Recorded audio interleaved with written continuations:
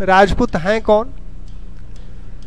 राजपूतों के संदर्भ में तीन प्रकार के मत हैं। एक तो विदेशी उत्पत्ति का मत है, एक देशी उत्पत्ति का मत है, देशी उत्पत्ति का मत है, और एक जो है मिश्रित उत्पत्ति का मत है। इसे आप मिश्रित उत्पत्ति का मत कह सकते हैं। विदेशी उत्पत्ति में सर्वाधिक प्रमुख जो नाम हैं वो टाड हैं, क्रुक हैं, स्मिथ हैं, डी.आर. भंडारकर हैं, ठीक। देशी उत्पत्ति में आपके जो हरिश्चंद्र ओझा हैं, वैद हैं, वी.एस. वैद हैं। मिश्रित उत्पत्ति में दशरथ शर्मा प्रमुख विचारकों में है। वी.एन. पाठक हैं,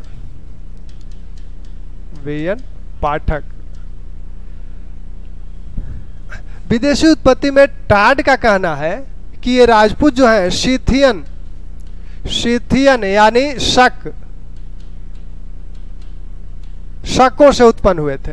जो विदेशी जाति शीथियन थी, जो शक थे, उससे उत्पन्न हुए थे, ऐसा टाड का मानना है। टाड ने राजपूतों पर बृहद अध्ययन किया है और राजपूतों का इतिहास इन्होंने लिखा है। तो इनका मानना है कि राजपूत जो हैं शक या शीथियन जाति से उत्पन्न हुए हैं। क्रुक का मानना है कि दरअसल जो ब्राह्मण थे वो ब्राह्मणेतर जो संप्रदाय थे, बौद्ध आदि, उनको वो पसंद नहीं करते थे।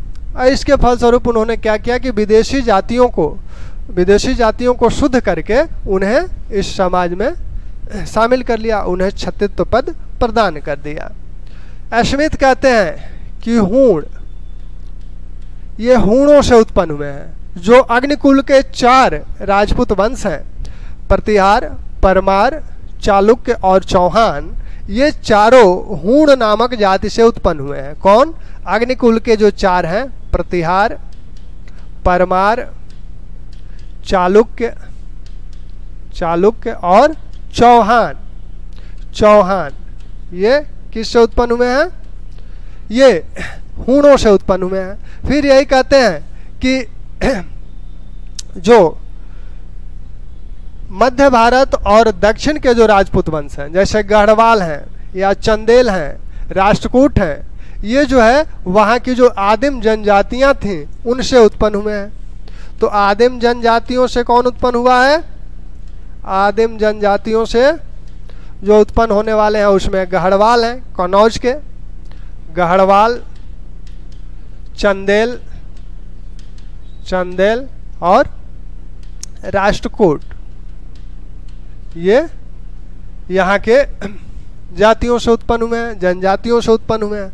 भंडारकर महोदय का मानना है कि जो गुर्जर प्रतिहार हैं, ये खजर नामक जाति से उत्पन्न हुए हैं और यह खजर नामक जाति हूणों के समय भारत आई थी, हूणों के साथ भारत आई थी। ठीक। तो भंडारकर महोदय का कहना है कि जो गुर्जर प्रतिहार हैं ये खजर नामक जाति से उत्पन्न हुए हैं और यह जो जाति है ये कब आई थी? यह जब हूण आए थे तो उन्हीं के साथ यह जाति आई थी। वो कहते हैं कि अन्य जो अग्निकुल के 4 हैं ये गुर्जर नामक जाति से उत्पन्न हुए हैं। तो ये तो विदेशी मत है। देशी मत में हरिश्चंद्र ओझा, वैद, सीवी वैद आदि का जो मानना है, ये मानना है कि यहाँ क्षत्रिय पहले से ही हैं। भारतीय वर्ण व्यवस्था में क्षत्रिय पहले से ही हैं। राजपुत्र शब्द इनके लिए प्रयोग किया गया है। राजपुत्र शब्द जो प्रयोग किया गया है, आपके पाणिनि ने भी राजन्य के संदर्भ में यानी रक्षा करने के संदर्भ में इसका प्रयोग किया है और राजपुत्र शब्द का। वैसे ही महाभारत में राजपूत जो है उन लोगों को कहा गया है जो विभिन्न प्रकार के अस्त्र शस्त्र चलाते थे। विभिन्न प्रकार के अस्त्र शस्त्र चलाने वालों को महाभारत में राजपूत कहा गया है। ठीक। वैसे ही कल्हड़ भी राजपुत्र शब्द का प्रयोग जो राजा हैं, राजा के वंशजों यानी उनके उत्तराधिकारियों, उनके पुत्रों के लिए वो राजपुत्र शब्द का प्रयोग करते हैं। तो भारत में राजपुत्र शब्द का प्रयोग पहले से हो रहा था। चूंकि ये राजपुत्र, जब तुर्की आक्रमण हुआ तो राजपुत्र पराजित हो गए तुर्कों से, तो तुर्कों ने इन्हें अपमान स्वरूप राजपुत कहना शुरू किया और यही शब्द प्रचलन में आ गया। तो तुर्कों ने इस राजपुत्र का अपभ्रंश कर दिया और इन्हें राजपुत कहने लगे और इसी से इनका उदय हुआ। यही वही वो, हालांकि ये हैं वही क्षत्रिय, पुराने क्षत्रिय ही हैं, पुराने राजपुत्र ही हैं, लेकिन अपमान स्वरूप इन्हें राजपुत कहा जाने लगा। ठीक, तो अब दशरथ शर्मा, बीएन पाठक जैसे लोग कहते हैं कि ये दोनों मत अतिवादी हैं। अच्छा, इसी विदेशी मत में एक मत ये लोग एक और प्रमाण प्रस्तुत करते हैं विदेशी मत वाले, अग्निकुल जो सिद्धांत है उसका। अग्निकुल यानी अग्नि से उत्पत्ति का जो सिद्धांत है, यज्ञ की अग्नि से उत्पत्ति संबंधी जो सिद्धांत है उसको भी प्रमाण के रूप में ये प्रस्तुत करते हैं विदेशी मत वाले। वो कहते हैं कि अग्नि को भारतीय संदर्भ में अग्नि सभी चीज़ों को पवित्र कर देती है, यह सभी अपवित्र वस्तुओं को पवित्र करती है।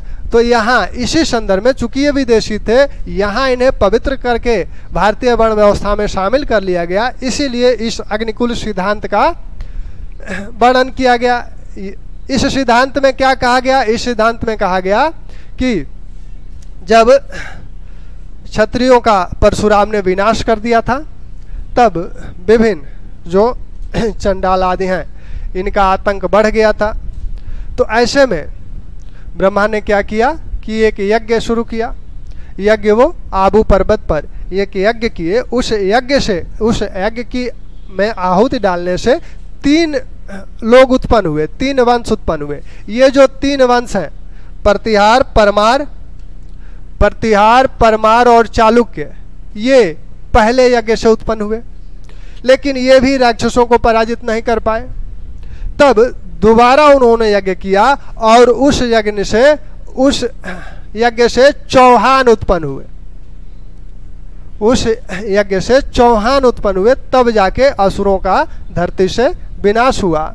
तो अग्निकुल सिद्धांत के अनुसार इस 2 यज्ञ हुए थे। 2 यज्ञों में पहले यज्ञ में प्रतिहार, परमार और चालुक्य उत्पन्न हुए और दूसरे यज्ञ में चौहान उत्पन्न हुए। तो यही अग्निकुल के 4 राजपूत वंश हैं। ठीक, इन चारों वंशों को ध्यान रखिएगा कि अग्निकुल के कौन कौन से वंश हैं। इस अग्निकुल का उल्लेख कहाँ कहाँ हुआ है? तो इस अग्निकुल का जो उल्लेख हुआ है वो आपको हुआ है किसमें? चंद्रवरदायी पृथ्वीराज रासो। चंद्रवरदायी की जो पृथ्वीराज रासो है, इसमें भी इसका उल्लेख हुआ है। अनेक ग्रंथों में हुआ है, पृथ्वीराज रासो में हुआ है, हमीर महाकाव्य में हुआ है, हमीर काव्य में हुआ है। ऐसे ही आपके मेरुतिंग की प्रबंध चिंतामणि, शिवाड़ा अभिलेख, जो चौहानों का शिवाड़ा अभिलेख है, उसमें इसका उल्लेख हुआ है। ठीक, तो इसका उल्लेख, इस अग्निकुल का उल्लेख कहाँ कहाँ हुआ है? पृथ्वीराज रासो में हुआ है, हमीर काव्य में हुआ है, मेरुतिंग का जो प्रबंध चिंतामणि है उसमें हुआ है, शिवाड़ा अभिलेख में हुआ है राजपूतों का। ठीक, तो ये अग्निकुल सिद्धांत है। अब यहाँ ये लोग जो कहते हैं कि मिश्रित, दरअसल ये दोनों मत अतिवादी हैं। ये दोनों मत अतिवादी हैं, न तो इन पे विश्वास, न तो, क्योंकि भारत में कोई भी जाति ऐसी नहीं है जो शंकर नहीं है। क्योंकि जो विदेशी आक्रमणकारी आए विभिन्न समयों पर, वो भारतीय समाज में घुल मिल गए, उनका समाजीकरण हो गया, उनके वैवाहिक संबंध विभिन्न भारतीय राजवंशों से स्थापित हुए। जैसे आपने हूणों के समय देखा था कि कलचुरी नरेश कर्ण ने आवल देवी से विवाह किया था, हूण कन्या से। तो इसी प्रकार से शक और शकों को आपने देखा, वो भी जो है भारत में उनका समाजीकरण हो गया। तो इस प्रकार ये जो विदेशी जातियां हैं वो भारतीय समाज में घुल मिल गई और यहाँ एक मिश्रित जाति उत्पन्न हुई। यही मिश्रित जाति ये राजपूत है। क्योंकि इसी संदर्भ में दो मत जो उल्लेख किए जाते हैं, ब्रह्मक्षत्र और व्रात्य क्षत्रिय, ये जो दो मत हैं आपके, जो ब्रह्मक्षत्र यह जो व्रात्य क्षत्रिय का प्रयोग किया गया है ये मनुस्मृति में किया गया है। और मनुस्मृति में विभिन्न विदेशी जातियों को व्रात्य क्षत्रिय बताया गया है, जिसमें आपके चोल हैं, द्रविड़ हैं, पारद हैं, पहलव, यवन, शक, चीन, इन सब का उल्लेख व्रात्य क्षत्रिय के रूप में मनुस्मृति में हुआ है। तो इस बात का ध्यान रखिएगा, मनुस्मृति में किन जातियों का उल्लेख व्रात्य क्षत्रिय के रूप में हुआ है। व्रात्य क्षत्रिय का मतलब यह है कि ये लोग वैदिक कर्म कांडों को छोड़ दिए, वैदिक विधि विधानों से नहीं रहते थे और ब्राह्मणों से विमुख हो गए, इसलिए इन्हें व्रात्य क्षत्रिय बोला गया और फिर इन्हें शामिल कर लिया गया, पवित्र करके भारतीय समाज में पुनः इसे क्षत्रिय मान लिया गया। तो इन्हें व्रात्य क्षत्रिय कह के भारतीय समाज में इन जातियों को इनका सामाजिकरण कर दिया गया। ठीक, तो यह मत भी वही इंगित कर रहा है। दूसरा, यह जो ब्रह्मक्षत्र सिद्धांत है, मत्स्य पुराण में इसका उल्लेख है। मत्स्य पुराण में ब्रह्मक्षत्र शब्द का प्रयोग हुआ है और इसमें क्या कहा गया है, ब्रह्मक्षत्र में कहा गया है कि कुछ जो ब्राह्मण थे, कुछ ब्राह्मण वंश थे, उन्होंने क्षत्रिय कर्म अपना लिया, वो क्षत्रिय कर्म अपना लिए। कुछ ब्राह्मण वंश क्षत्रिय कर्म अपना लिए, जैसे मुंज, परमार शासक मुंज, सेन, इनके परमार शासक जो मुंज हैं, परमार वंश के शासक, वैसे ही सेन वंशी जो शासक हैं बंगाल वाले, ये इनके अभिलेखों में इन्हें ब्राह्मण बोला गया है, ब्रह्मक्षत्र बोला गया है। इनके अभिलेखों में इन्हें ब्रह्मक्षत्र बोला गया है। वैसे ही गुर्जर प्रतिहार वंश के जो आदि पुरुष हैं हरिश्चंद्र, उन्हें भी ब्राह्मण कहा गया है। गुर्जर प्रतिहार वंश के जो हरिश्चंद्र आदि पुरुष हैं, इन्हें भी ब्राह्मण बोला गया है। तो ये ब्राह्मण थे, इन लोगों ने बाद में क्षत्रिय कर्म अपना लिया, तो इसलिए ये ब्रह्मक्षत्र बोले गए। दरअसल यह जो मिश्रित मत का सिद्धांत है, यह सिर्फ राजनीतिक विचारधारा ही नहीं बल्कि सामाजिक आर्थिक परिस्थितियां और कारक ऐसे उत्पन्न हुए पूर्व मध्यकाल में, यानी आपके हर्ष के बाद, उसमें क्या हुआ कि विदेशी आक्रमण होने लगे, अरबों के आक्रमण हुए, फिर तुर्कों के आक्रमण हुए। तो इस आक्रमण के दौरान जो छोटी छोटी शक्तियां, बहुदान की जो प्रथा थी जिसमें अनेक सामंत होते थे, तो ये छोटे छोटे क्षेत्रों पर शासन करते थे सामंत, इनकी अपनी एक जाति बन गई। इस काल में जाति, ढेर सारी जातियां बनती हैं और जो कर्म करता था उससे संबंधित एक जाति, एक वर्ग बन गया।